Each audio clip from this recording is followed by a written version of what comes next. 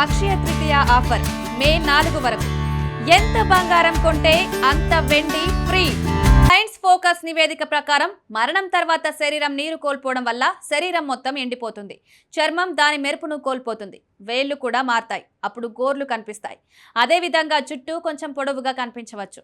అంటే గోర్లు వెంట్రుకలు వాస్తవానికి పెరగవు, కానీ చర్మం ఎండిపోవడం వల్ల అవి ఎక్కువ పొడవుగా ఉన్నట్లు కనిపిస్తాయి. తక్షణమే సంభవించినప్పటికీ కొట్టుకోవడం ఆగిపోగానే మెదడు కణాలు వెంటనే చనిపోతాయి. కానీ శరీరంలోని కొన్ని ఇతర కణాలు కొంతకాలం జీవించి శరీరంలోని ఆక్సిజన్ ఉపయోగించి పనిచేస్తూనే ఉంటాయి.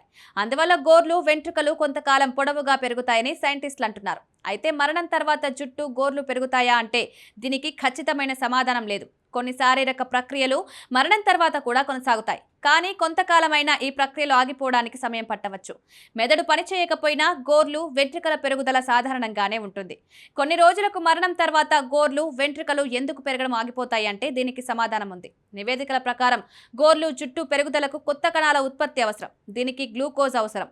మరణం తర్వాత శరీరం గ్లూకోజ్ అందుబాటులో